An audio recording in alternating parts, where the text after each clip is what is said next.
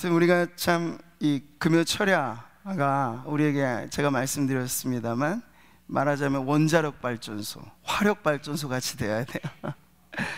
이렇게 전체 성도가 사실 모이는 자리는 주일 대예배지만 역사는 이 밤에 일어나는 줄 믿습니다.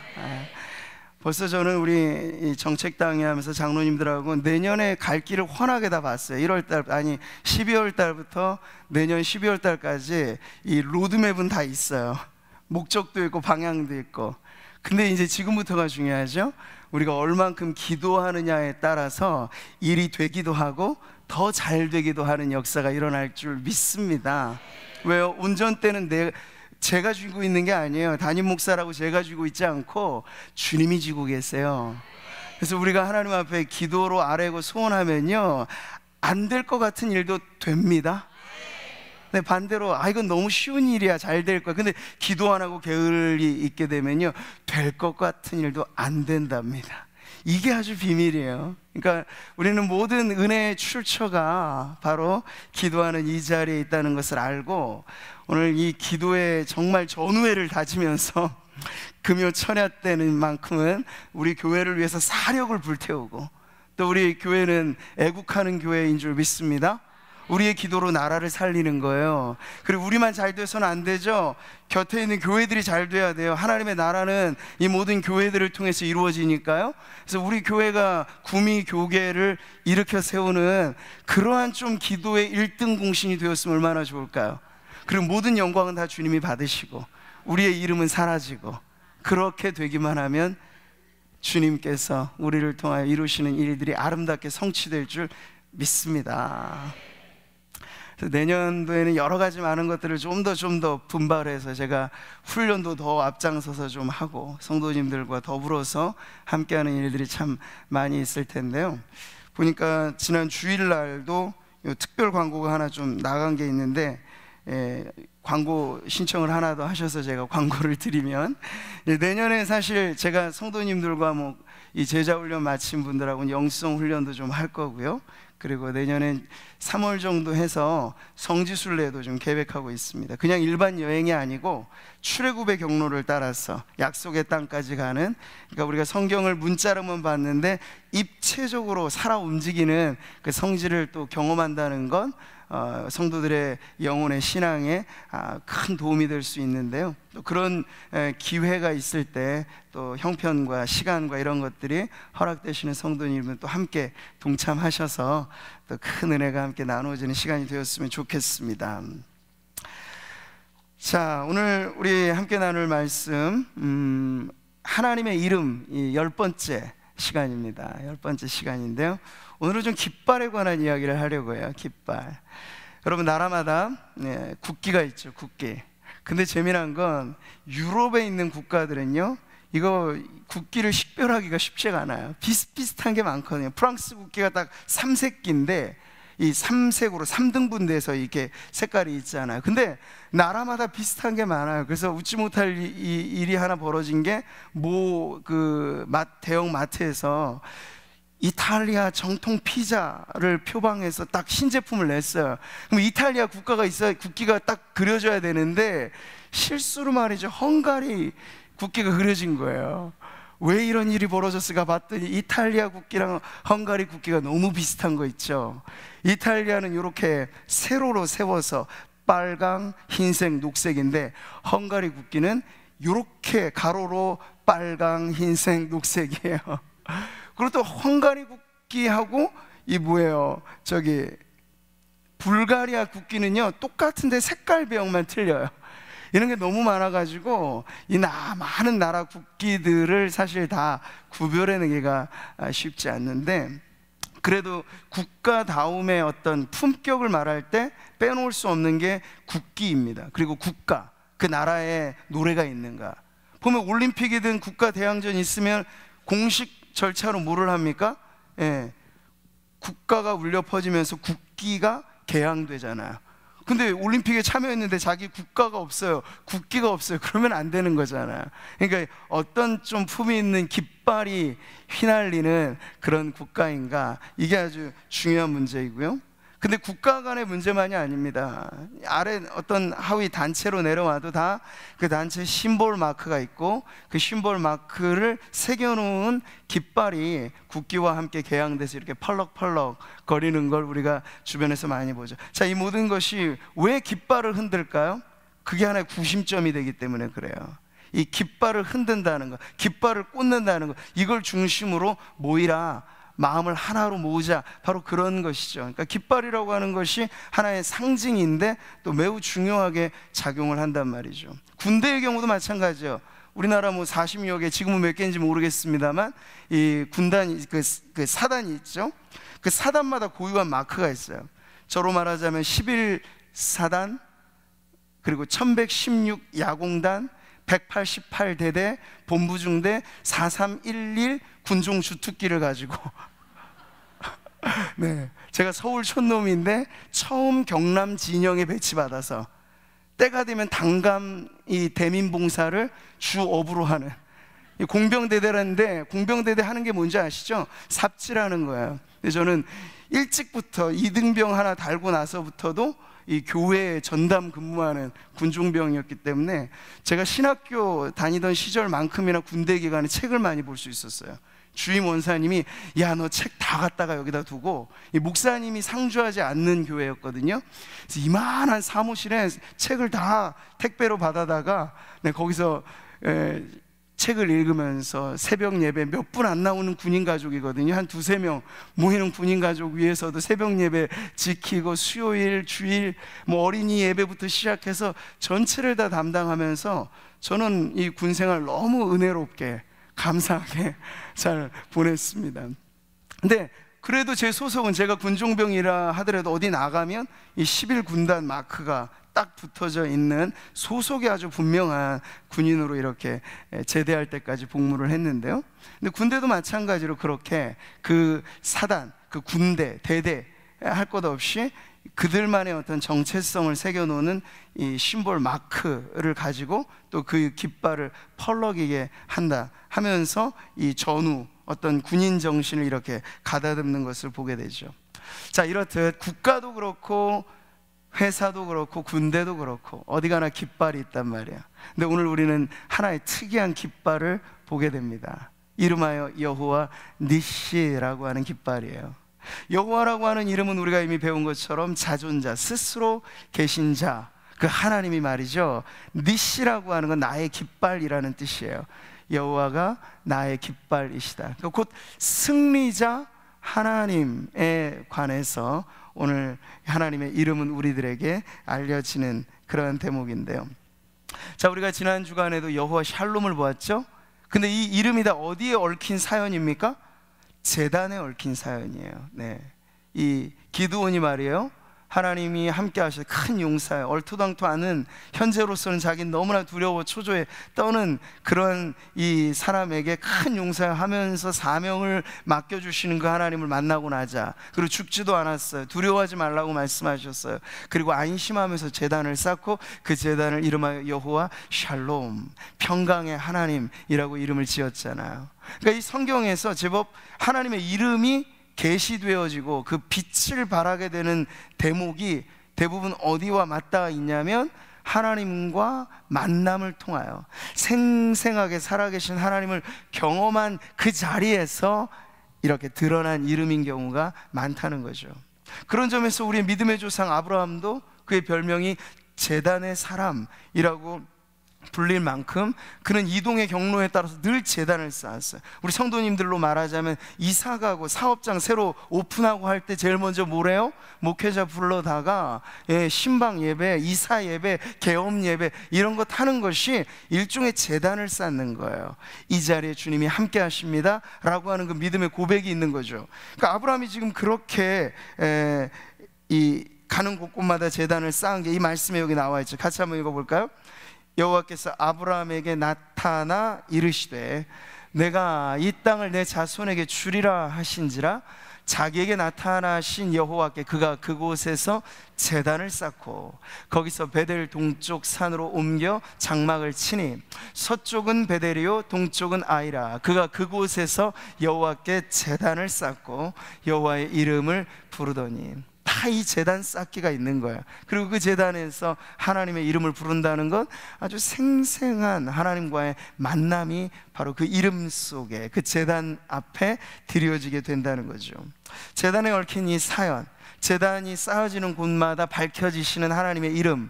오늘도 우리가 모세가 쌓은 제단, 특이한 제단을 보잖아요. 모세가 제단을 쌓고 그 이름을 여호와 니시라 한 이 제단을 우리가 보면서, 오늘 이제 우리가 사실 결론으로 가면 분명하게 알게 될 것은 그거예요. 성도로서 우리의 삶에도 이런 제단이 필요하다는 거죠. 기도한다는 건 제단을 쌓는 거예요. 예배를 드린다는 것도 제단을 쌓는 거예요. 근데 그 제단을 쌓을 때 그저 형태로서 형식만 기도, 형식만 예배가 아니고 그 제단을 통해서 살아계신 하나님이 드러나야 할 줄 믿습니다.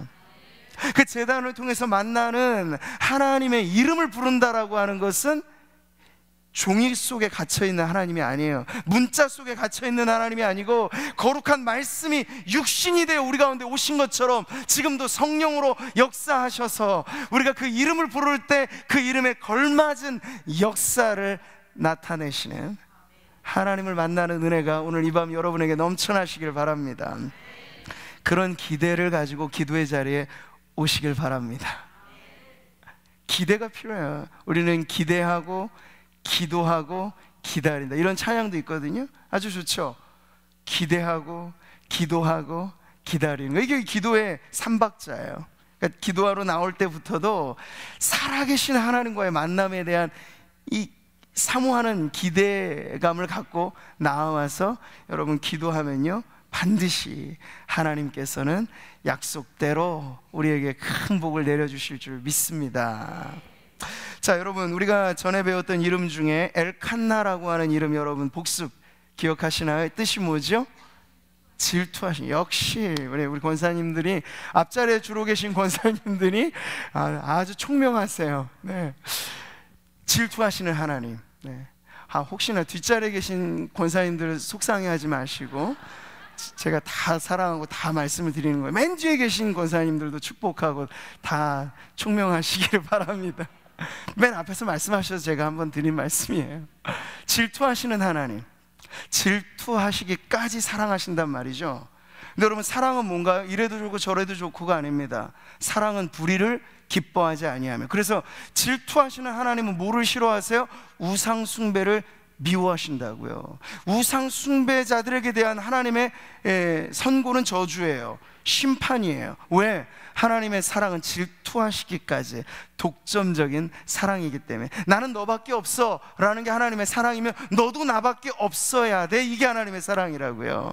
그래서 엘칸나, 이건 좀 아주 강렬한 느낌이 나죠. 근데 오늘 이름은요, 그보다도 세요. 좀 호전적인 느낌이 나요. 승리하는, 싸우시는 하나님이 여기 등장하기 때문이죠. 하나님이 나의 승리의 깃발이다 라는 그 외침에는요, 하나님이 나의 승리자인데, 승리가 있으려면 뭐가 필요할까요? 싸움이 있잖아요. 전투가 있잖아요. 그러니까 하나님이 나를 위하여 싸우시는 분이다 라는 게 바로 여호와 니시라는 이름 안에 담겨 있습니다. 시편 24편에 이런 말씀이 있죠. 같이 한번 큰 목소리로 읽어보겠습니다. 문들아 너희 머리를 들지어다. 영원한 문들아 들릴지어다. 영광의 왕이 들어가시리로다. 영광의 왕이 누구시냐?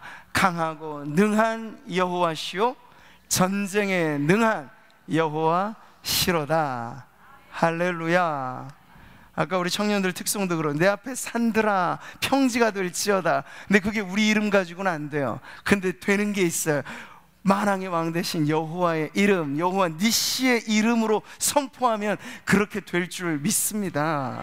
네, 여러분, 우리의 인생이 마치 가나안 이 축복의 땅을 내딛는 그 첫걸음에 떡 버티고 있었던 게 뭐죠? 여리고성이었잖아요. 철옹성, 이중성벽, 쉽게 안 무너져요.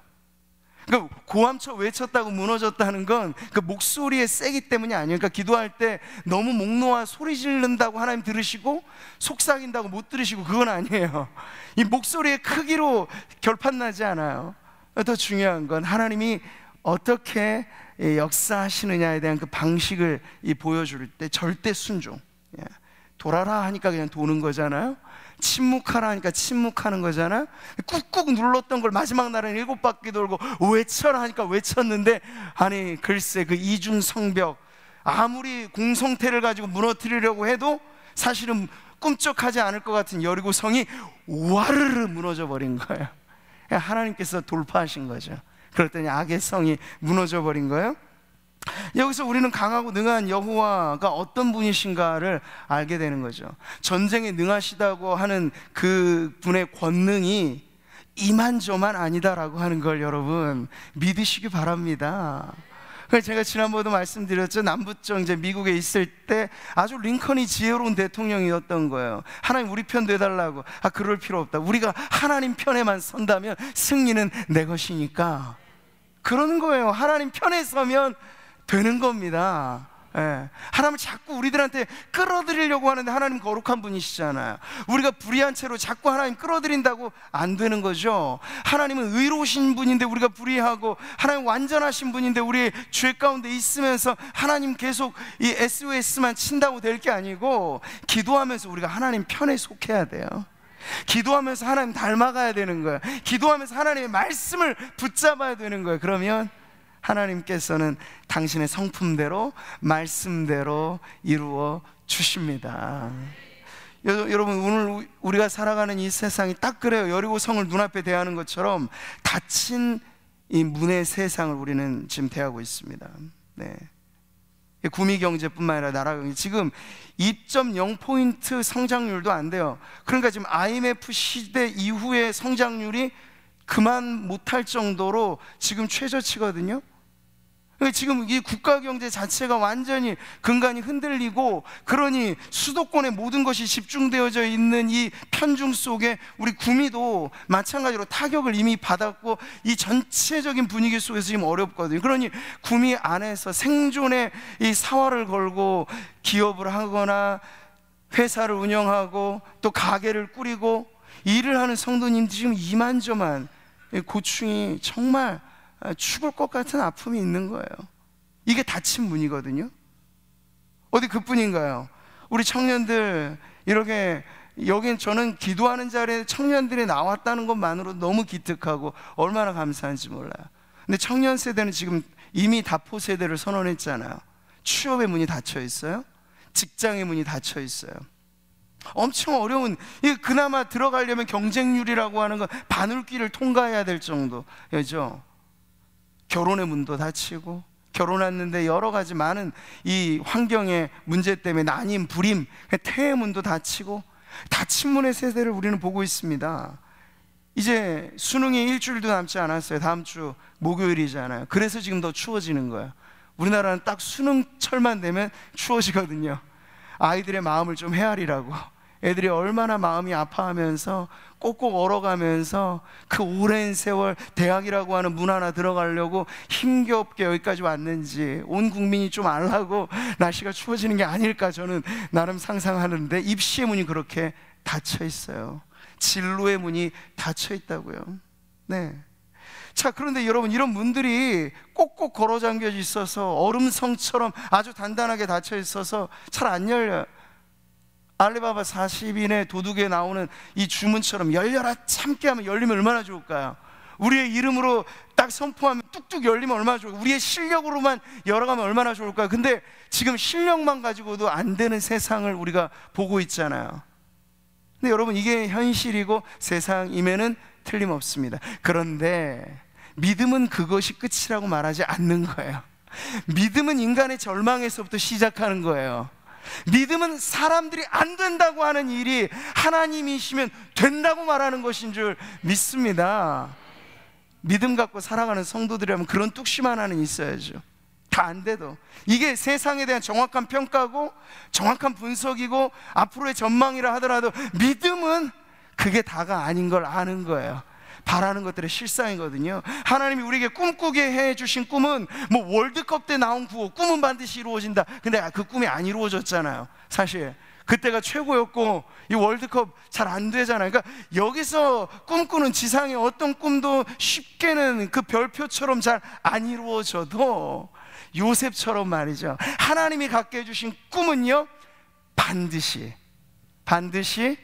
이루어질 줄 믿습니다. 그러니까 누가 그 꿈을 꾸느냐, 이게 관건인 거예요. 예.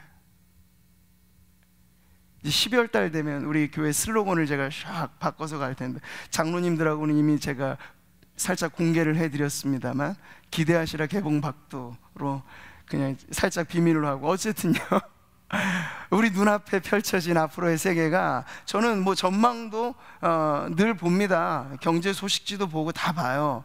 근데 그거 보는 걸, 그걸 믿으려고 보는 게 아니라 세상이 어떤 걸 알기 위해서 보죠. 그런데 믿음은 하나님의 말씀에 달려있지 신문에 달려있는 건 아니에요. 믿음은 하나님의 말씀이면 그대로 된다는 것을 확신하는 것이지, 경제 전문가가 말하는 걸 믿는 거 아니라고요.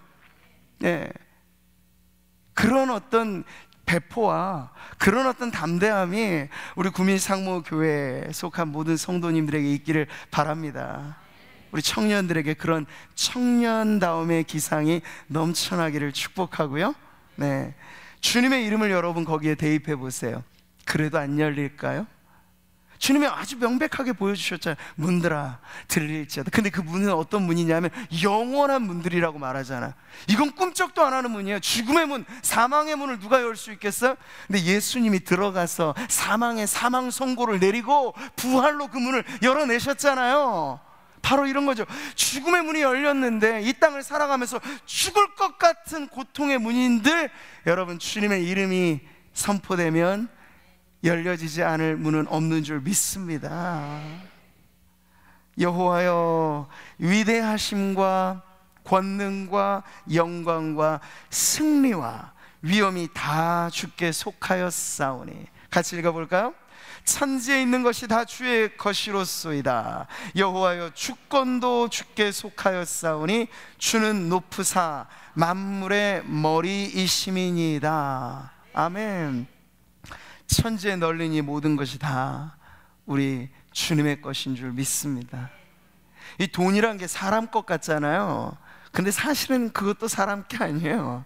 한번 주님이 바람을 후 불면 이 경제도 움직인단 말이죠. 지금은 우리가 이런다 그래도 경제라는 게 움직여요. 근데 그 움직임을 누가 포착해내고 누가 잡아내고 그 흐름을 누가 읽어내느냐, 그게 바로 믿음의 백성들에게 하나님께서 그 믿음의 눈을 열어주시면요, 바로 이러한 경제의 흐름도 우리에게 떠나갈 것 같은 그 흐름마저도 하나님께서 되돌려 주실 줄 믿습니다. 그런 믿음을 가지고 여러분 이 밤에 기도하실 때 주님 역사하실 줄 믿습니다. 자, 출애굽한 이스라엘 백성, 그들이 맞닥뜨렸던 이 큰 적 아말렉, 호전적인 민족이잖아요. 거의 비무장에 가까운 상태로 그들은 주랭랑 치듯이 급하게 출애굽했어요. 그래서 무교정을 먹었잖아요. 급한 걸 보여주려고. 그래서 6월절 행사, 무교절 행사가 이어지게 되는데, 그때는 출애굽한 상황에 아주 급박한 현실을 재현하는 게 이스라엘 백성의 절기였습니다. 장막절, 그게 뭡니까? 텐트 치며 살았던 그 고난을 잊지 말라는 거잖아요. 전 이스라엘의 그러한 몇 대 절기가 오늘날에도 그대로 지켜지는 건 아니지만 시사하는 바가 크다고 생각해요. 우리나라의 민족도 지금 왜 휘청거리냐면 고난을 잊었기 때문이라고 생각해요. 보릿고개를 너무 빨리 잊었어요. IMF, 국제금융위기, 이거 다 돌파하면서 주님의 은혜로 제법 살게 되었는데 그걸 너무 빨리 잊어요. 그리고 내가 잘해서 여기 됐다라고 하는 오만과 착각 속에 하나님 앞에 등 따스고 배부르니까 기도할 이유조차 못 느끼고 교회마다 기도문을 걸어 잠근 거예요. 그러니 문이 닫히죠. 우리 편에서부터 하나님에게 대한 기대감이 없고 기도하지 않는데 어떤 역사를 하나님께서 주시고 싶어도 주실 수 있겠느냐고요. 너는 내게 부르짖으라, 내가 내게 응답하겠고 내가 알지 못하는 크고 비밀한 일을 내게 보이리라고 말씀하셨어요. 큰 일에 관한 한 하나님이 책임져 주십니다. 근데 우리가 그 시작점에 있잖아요. 부르짖는 것, 기도하는 것. 안 된다라고 말하는 이 시대 신화에 너무 여러분 현혹되지 마시고 주님이 말씀하시면 된다라고 하는 믿음을 가지고 부르짖기 시작하는 거죠. 지난날의 고난을 우리가 어떻게 돌파했는지, 저는 요즘에도 늘 시간 나면 교회 근처 동네 한 바퀴 몇 바퀴 돌거든요. 그래서 만보를 채우는데 늘 이제 저만의 코스를 발견했어요. 이것만 하면 딱 만보가 돼요. 근데 그 코스에 언제나 저는 박정희 생가를 지나서 새마을 테마파크로 향해서 거기를 빙빙 돌고 그 오르막길을 올라서 다시 교회로 이렇게 돌아오고, 우리 교회 앞으로 이제 이 전체 부지가 새로워질 이 땅을 한번 밟는 느낌으로 산을 한 2바퀴 돌고, 그리고 딱 오면 만보가 되거든요. 근데 지날 때마다 제가 생각이 깊어져요. 그 동상들 하나하나 이 생각 앞에 놓여져 있는 리어카를 크는 앞에 있는 남성과 밀어가는 여성의 그 동상, 뭔가 웅변적으로 던지는 메시지가 있죠. 저 때는 옷 하나도 넉넉하지 않고, 지금에 비하면요, 지금 얼마나 우리가 지금 최신식 최고품을 지금 입고 살고 있는지 몰라요, 그때 비하면. 근데 지금 우리가 그걸 잊었잖아요. 잊으니까 근성이 사라지잖아요. 풀뿌리 근성. 밟혀도 우리는 일어난다, 세상이 우리를 짓눌려도 우리는 살아낸다, 이런 어떤 그 신앙의 저력을 잃어버리는 거예요. 따뜻한 안방에서, 안방의 TV와 함께 기도의 영성은 메말라 가는 줄도 모르고 그렇게 사라져 버리는데, 저는 이렇게 우리 주변 얼마나 감사한지, 우리 교회가 이 새마을 테마파크 이 근처에 있고, 저 보릿고개 시절이 언제나 지나갈 때, 그래서 제가 교육자들한테도 초창기 하면 그런 숙제도 내줬어요. 동상 한번 갔다 와봐라. 그 박정희 대통령 동상에 보면 쥐고 있는 문서가 있는데 그 문서에 무슨 글자가 쓰여 있는지 확인하고 오라는 숙제도 내줬어요. 왜 그랬냐면, 어쩔 수 없이 우리 교회는 이 지역에 뿌리 내리고 있잖아요. 근데 이 지역의 역사를 알아야 돼요. 근데 이 지역의 역사를 안다는 건 우리 구미만의 역사가 아니라 이 한국의 근대사를 아는 거죠.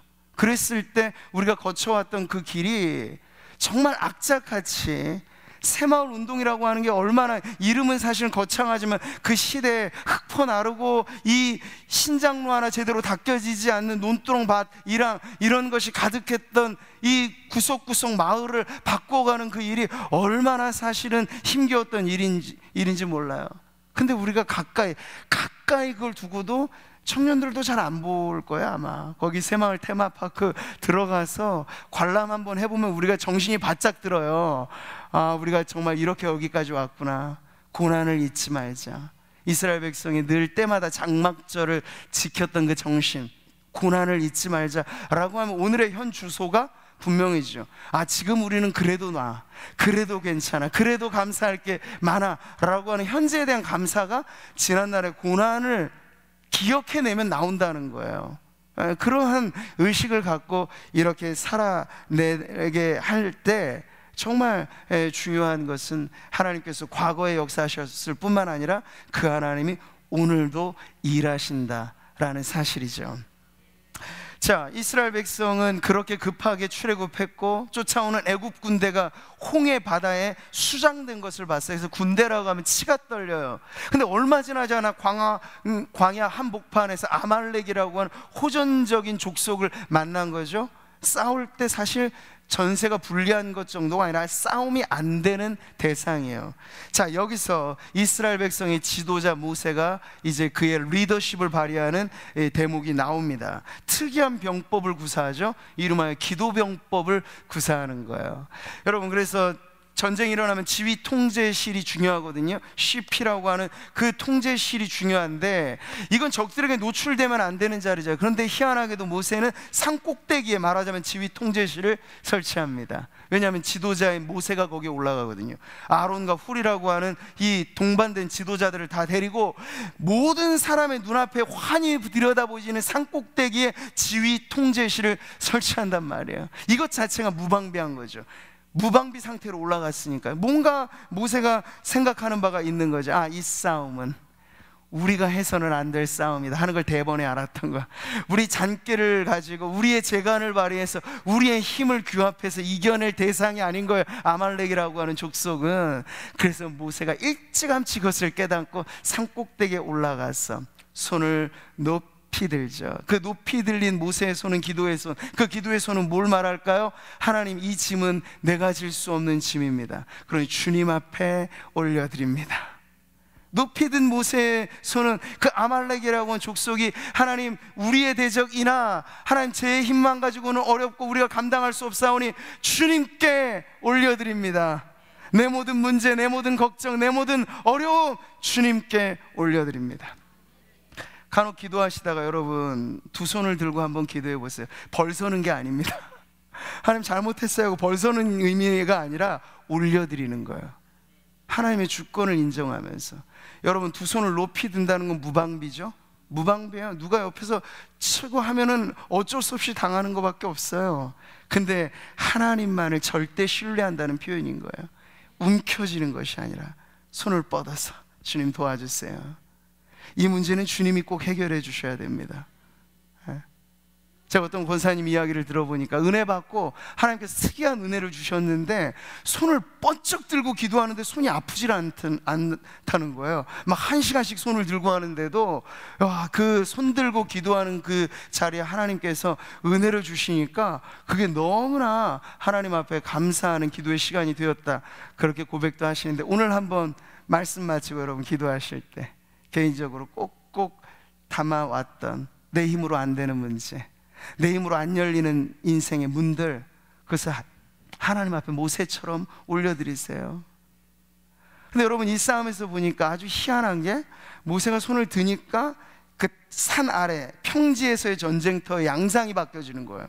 지다가도 모세가 손을 올리니까 이스라엘이 이기고 막 여호수아가 장군이 돼서 힘을 발휘하는데, 모세도 사람이니까 힘이 딸리잖아요. 손을 잠깐 내리면은 그새 아말렉이 또 역전을 하는 거예요. 이게 뭔가 모세가 안 거죠. 이 손을 내려서는 안 되는구나. 근데 이게 버텨지지가 않으니까 어때요? 옆에 대동에 갔던 아론과 훌이 옆에서 번쩍 들어주면서 모세의 팔이 내려오지 않도록 딱 지탱해 주었다는 거죠. 여러분 이 믿음의 삼각관계, 저는 교회를 섬기는 리더십이 이와 같아야 될 줄 믿습니다. 담임 목사로서 교회를 향한 최고의 섬김이 뭘까 생각해 보면, 행동가 기업의 CEO처럼 결제하고 그것 아니고 누구보다 앞서서 누구보다 앞자리에서 기도하는 것이 가장 귀한 섬김이 되어야 될 줄 믿습니다. 그 일에 우리 장로님들이 얼마나 함께 동역해 주시는지 몰라요. 그래서 교회를 섬긴다고 했을 때 그 가장 앞자리에 섬김이라고 하는 건 기도 없이는 안 되고, 기도보다 더 우선된 것도 없고, 그래서 오로지 기도하는 일에 전무할 때 역사는 누가 일으켜 주실까요? 하나님께서 일으켜 주십니다. 우리가 무방비라고 하는 것이 문제가 안 돼요. 오히려 우리를 꼭꼭 싸매도, 여러분 골리앗 앞에 사울의 갑옷이 효력이 있습니까? 없잖아요. 다윗이 그 갑옷 벗어버리잖아요. 그냥 물맷돌 몇 개 들고 가잖아요. 무방비요 말하자면. 근데 하나님이 함께 하시니까 한 방에 거인 골리앗이 넘어가게 되는 것이죠. 승리의 비결은 바로 이것입니다. 하나님 앞에 우리는 무방비해도 좋아요. 그러나 기도가 위대한 건 전능자 앞에 두 손을 들고 전능자 앞에 무릎을 꿇는 그것이야말로 인간이 가장 강한 순간이라고 하는 걸 잊지만 않으신다면, 여러분 오늘도 주님은 우리의 높이 들린 모세와 같이 든 그 손에 하나님께서 능력과 은혜와 권세를 부어주실 줄 믿습니다. 여호수아의 칼날로 아말렉과 그 백성을 쳐서 무찌르냐, 결판이 나버렸어요. 예상을 뒤엎는 역전승이 벌어지게 된 거죠. 자, 그래서 이것을 통해서 하나님께서 알려주신 건 산꼭대기 위에 지휘 통제실, 기도의 처소. 그래서 기도하는 방을 워룸이라고도 말하잖아요. 전쟁터가 다른 곳이 아니에요. 선교하는 최전방을 우리는 전쟁터라고 말하지 않고, 진정한 전쟁터는 중보기도실이에요. 기도하는 그 자리가 화끈거리면서 영적인 화력이 집중되고 그러면요, 선교지에서 일이 벌어지는 거예요. 우리가 여기서 기도할 때 모세나 여호수아나 그걸 경험했어요. 그래서 돌아와서 여호수아가 말하는 거죠. 우리가 이렇게 지기도 하다가 다시 힘을 넣어서 이기도 완전히 이겼는데 이 이유가 뭡니까? 하니까 모세가 가르쳐 주는 거죠. 그 비결은 내가 하나님 앞에 두 손을 높이 들고 전쟁은 여호와께 속한 것이라 선언하면서 하나님의 도우심을 구하였더니 하나님이 오늘 우리에게 이 승리를 주셨다라고 가르쳐 주면서, 여러분 병법과 화력과 인간의 능력이 아니라 오직 한 분 하나님의 능력으로 승리한 이 전쟁을 고이고이 간직하고 기록에 담아서 잊혀지지 않게 하도록 모세가 조치를 취한 거죠. 이 말씀 14절 같이 한번 읽어보죠. 여호와께서 모세에게 이르시되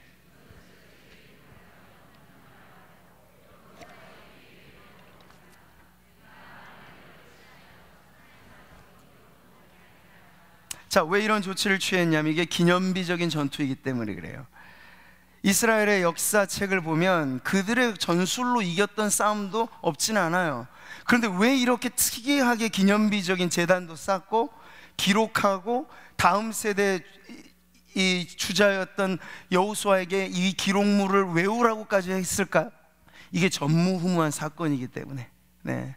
하나님께서 전쟁에 능하신 여호와로 출정하셔서 승리하게 하신 사건이기 때문에 이걸 잊지 말아라, 기억해라 라고 하는 의미에서 이렇게 말씀하신 거죠. 여러분, 이 싸움에 진정 보이지 않는 사령관은 따로 있었던 거죠. 모세가 아니었어요. 모세는 그것을 요청하는 역할만 했어요. 말하자면 모세의 기도는 전쟁 시에 무전기를 들고 전쟁의 상황을 보면서 하나님 도와주세요, 저기가 좀 무너져 가고 있으면 저기를 좀 도와주셔야겠어요, 이렇게 전시용 무전기를 들었을 뿐이에요. 그런데 그럴 때마다 집중해서 아군의 물자를 조달해주고 병력을 지원해주고 하는 그 일들은 하늘의 총사령관이신 우리 하나님께서 이루신 일인 거죠. 이르되 여호와께서 맹세하시기를 여호와가 아말렉과 더불어 대대로 싸우리라 하셨다 하였다. 이게 오늘 말씀의 결론부의 내용이잖아요. 이 싸움은 아말렉과 이스라엘의 싸움이 아니라는 거예요. 결론은 뭔가요? 아말렉과 하나님의 싸움, 여호와의 싸움이 돼버린 거예요. 여러분, 여기서 우리가 무엇을 깨달아야 됩니까? 기도라고 하는 것이 얼마나 중요한가를 아는 거죠. 기도하지 않으면 나만이라는 거예요. 진탕이라는 거예요. 아무리 발버둥 치고 애써도 나만이라면 내 힘 가지고는 안 되는 게 세상 일이라고 했죠. 내 힘 가지고는 안 열리는 게 세상의 문이라고 했죠. 근데 기도란 무엇입니까? 기도할 때 전능자가 역사하세요.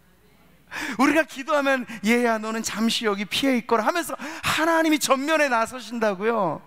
하나님이 출정하신다고요. 그럼 여러분, 천만이 나를 둘러 진칠지라도 내가 두려워하지 않겠다라고 하는 그 담대함이 어디서 나오냐면 하나님이 출정하시는 전쟁을 보게 되면 그러한 담대함이 나온다는 거죠.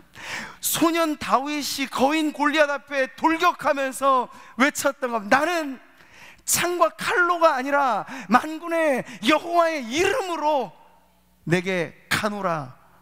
거인 앞에 두려워하지 않는 담대함이 소년 다윗에겐 있었던 거예요. 살아계신 여호와 하나님이 함께 하신다라고 하는 그 믿음이 말이죠. 여러분, 하나님의 싸움이 되게 하십시오. 그러니까 교회 안에서 분란이 날 일이 사실은 없어요. 근데 왜 분란이 날까? 사람들끼리 의견이 쌓이고 부딪히고 마모되니까 싸움이 일어나는 거예요. 근데 교회 안에 분열을 종식시키는 가장 효과적인 방법은 먼저 무릎 꿇으면 되는 거예요. 그래서 저는 목회 철칙으로 생각하는 게 이거예요. 교회에 문제가 있다, 그러면 무릎 꿇으라는 사인이구나. 교회가 잡음이 좀 생긴다, 그러면 별 수 없어요. 말은 줄이고 기도를 늘린다. 우직하게 이걸 밀고 가면 내가 풀어갈 문제가 아니라 하나님이 풀어가실 문제가 되는 거죠. 아둥바둥하면서 여러분 사람하고 붙잡고, 우리가 경험해서 알잖아요. 내 맘 가지고 자식도 안 되고 내 맘 가지고 남편도 안 되고 아내도 잘 못 바꿔요. 안 변해요. 근데 내가 붙드니까 분란이 끊이지 않는 거죠. 근데 무릎을 꿇어보세요. 하나님이 해결해 주시라고. 그러면 하나님은 아주 탁월하십니다. 그런 것들을 우리가 경험하면 기도의 골격이 다져지게 되는 거죠. 왜 기도가 힘들까? 기도 응답의 경험이 부족하기 때문에 그래요. 기도를 해야 된다는 건 모든 성도들이 공히 아는 이 수학 공식과도 같은 거지만, 그런데 왜 기도가 안 될까 싶으면 경험이 없는 거예요. 살아계신 하나님을 기도하는 것을 통해서 만난 간증이 나의 고백이 되고 내 찬송이 되면 뜯어 말려도 기도하는데 역전이 되는 거죠. 기도를 통해서 하나님의 전쟁을 경험하고 나를 제끼시고 싸워서 성벽을 무너뜨리고 대군을 무찌르시는 그 영광스러운 하나님을 경험하게 되면요, 교회는 바로 이러한 원리 앞에 더욱더 기도하면서 곧게 그래서 예수님 말씀하셨어요. 내 집은, 주님 말씀하신 교회예요. 내 집은 만민이 기도하는 집이라. 우리 구미 상무교회가 그런 비전을 향하여 나아가게 될 줄 믿습니다. 기도하는 성도들로부터 시작해서 우리 교회 안에 한 지붕 안에 있는 다음 세대 장애인들, 그리고 이 주변에 아직은 많지는 않습니다만 새가족들로 오는 외국인 근로자들도 적지 않아요. 구미 안에 여전히 그런 분들이 많은데 만민이 기도하는 집을 어떻게 만들 수 있을까? 그런 분들까지도 우리 교회에 와서 예배하고 기도하게 하는 것, 그것이 우리가 이 지역 안에 희망의 등불이 되는 비결인 줄 믿습니다. 말하지 않아도 여러분, 성도의 삶은 빗발치는, 보이지 않는 총탄이 날아드는 영적인 전쟁터라고 하는 걸 여러분 한시도 잊지 마셔야 돼요. 지금 성경의 말씀이니까 읽어볼까요? 우리의 씨름은 혈과 육을 상대하는 것이 아니요 통치자들과 권세들과 이 어둠의 세상 주관자들과 하늘에 있는 악의 영들을 상대함이라. 우리가 눈 가린다고 없지 않아요. 세상의 권세자들, 이 세상의 문화가 떡 뻗치고 있잖아요.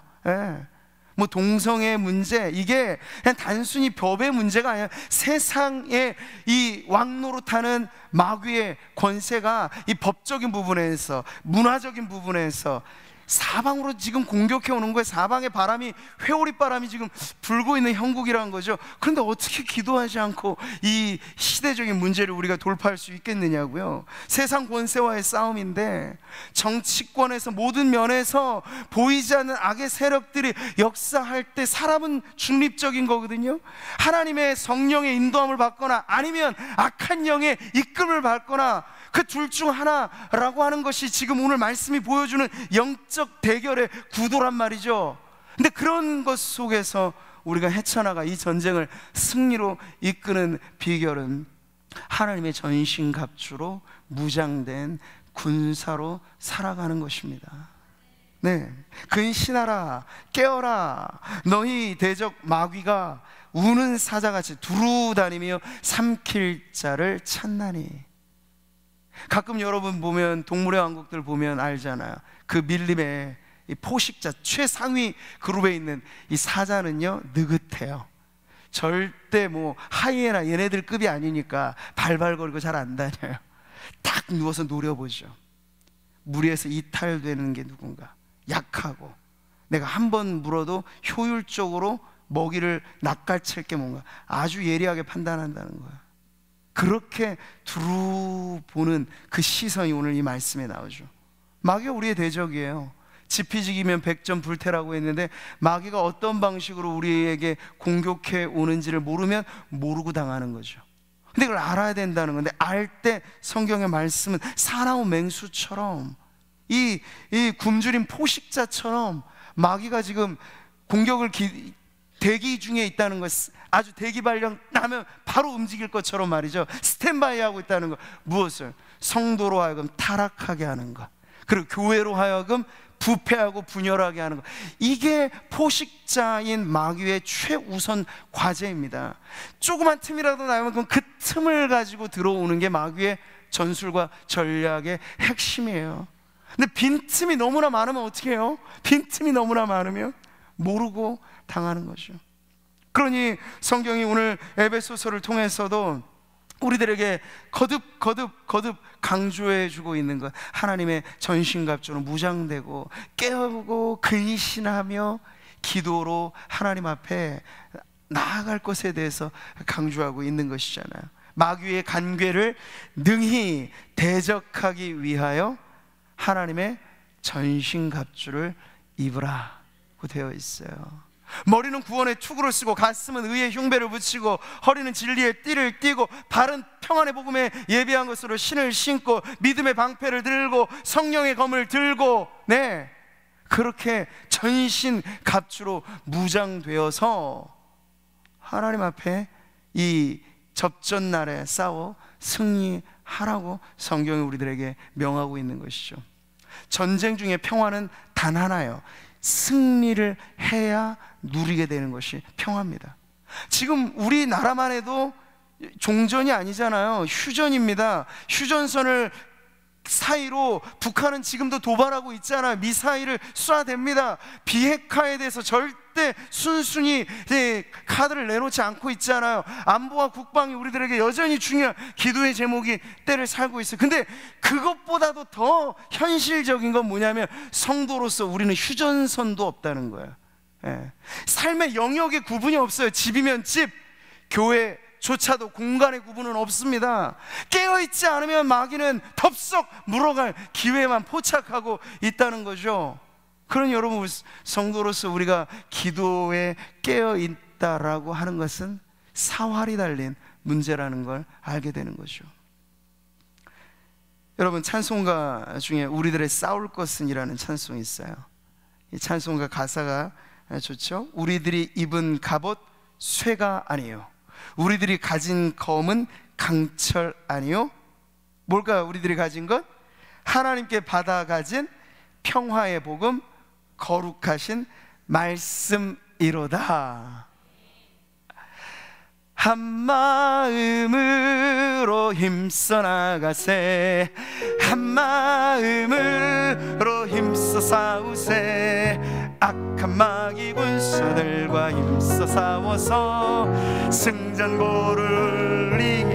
아멘. 우리들이 입은 갑은 쇠가 아니요, 우리들이 가진 검은 강철 아니요, 하나님께 받아가진 평화의 복음, 거룩하신 말씀이로. 한 마음으로 힘써 나가세, 한 마음으로 힘써 싸우세.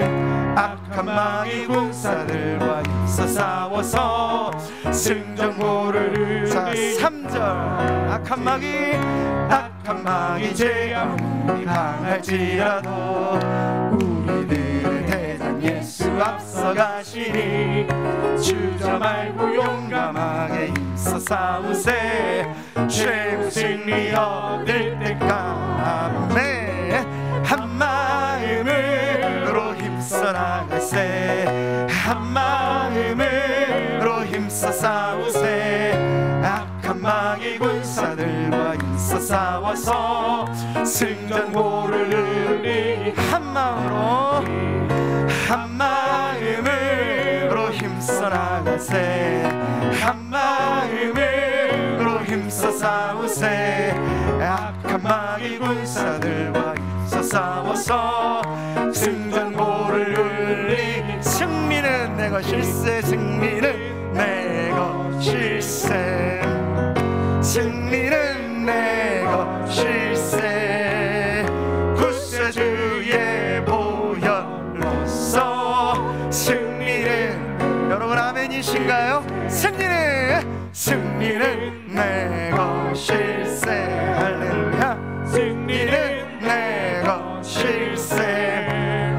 구세주의 보혈로서 승리는 내 것일세. 내 것일세, 내 것일세.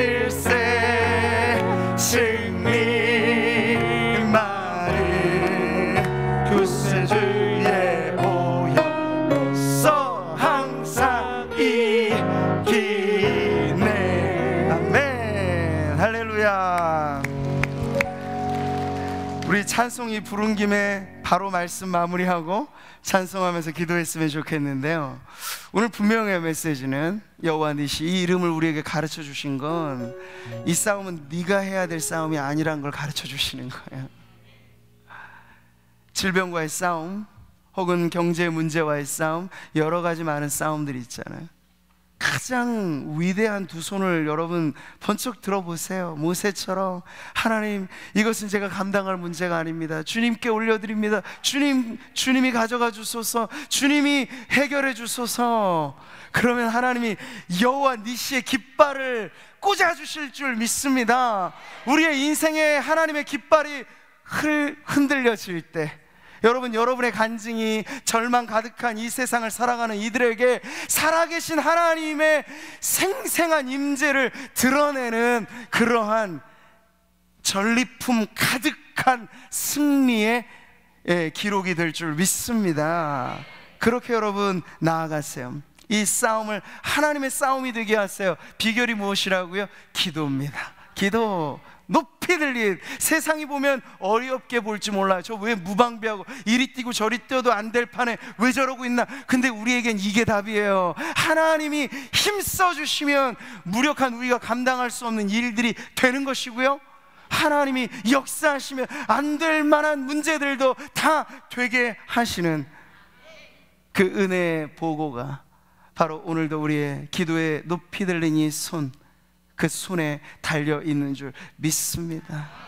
언제까지 여러분 우리가 늘 패잔병처럼 주님 앞에 나올 때 흐느껴 울기만 할까요? 그러지 마시고 이미 승리하신 대장 되신 예수 그리스도가 계십니다. 그분의 뒤를 따라가서 깃발은 이미 꽂혀졌어요. 십자가로 승리하셨으니까 우리의 믿음을 거기에 꽂으면 됩니다.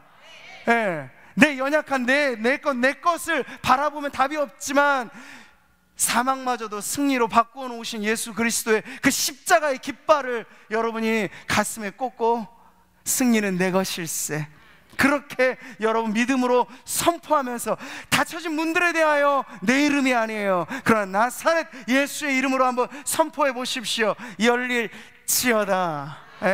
열어질 줄 믿습니다.